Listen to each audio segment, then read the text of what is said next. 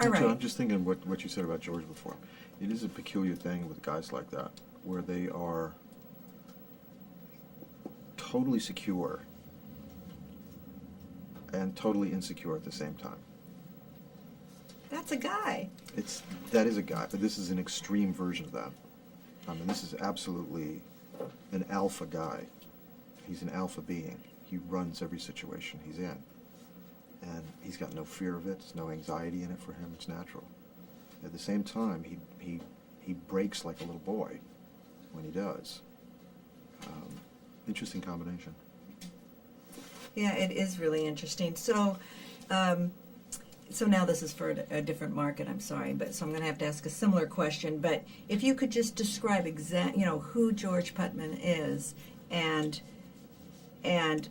maybe how he kept a lot of his own stuff inside. He needed to do that with Amelia. Does that make sense?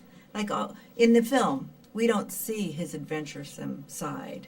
We see the businessman. He's pretty much like a Louis B. Mayer, but on the East Coast, right? Yeah, look, I had an argument with the studio at a certain point because they were fumbling around coming up with insane cuts of this movie. And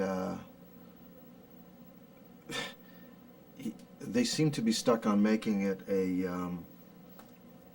Saint Amelia, which is a bore, frankly.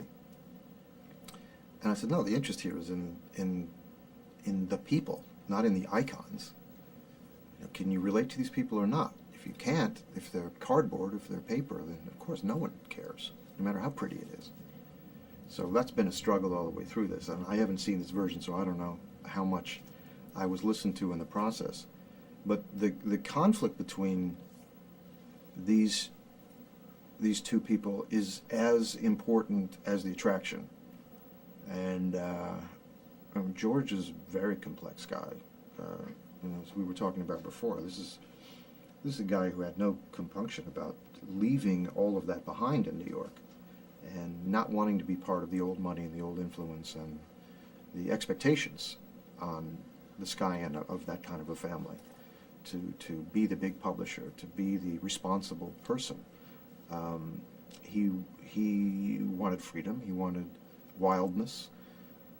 He related to grizzly bears more than people, and I think probably had a lot more respect for them, for their honesty.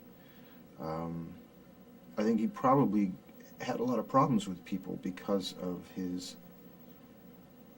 impatience with dishonesty, with people not presenting who they really are. And as you said, George was really casting a female pilot. Yeah.